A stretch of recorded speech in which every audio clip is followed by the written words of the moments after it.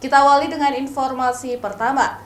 Saudara, hujan yang melanda sejumlah wilayah Aceh sejak 2 hari terakhir menyebabkan 4 kecamatan di Kota Luxmawe terendam banjir. Banjir terjadi sejak kemarin siang hingga kini debit air semakin meningkat.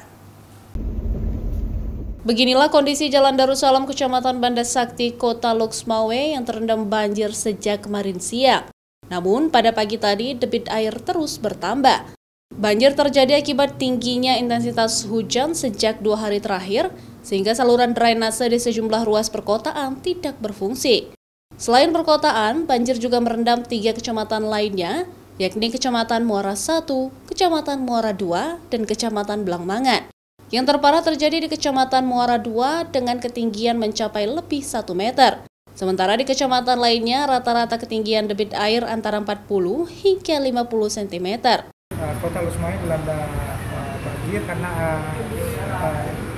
intensitas hujan yang sangat tinggi dan tidak berhenti dari kemarin. Dan ini berdampak pada terjadi banjir di 4 kecamatan seluruh Kota Luxmawe.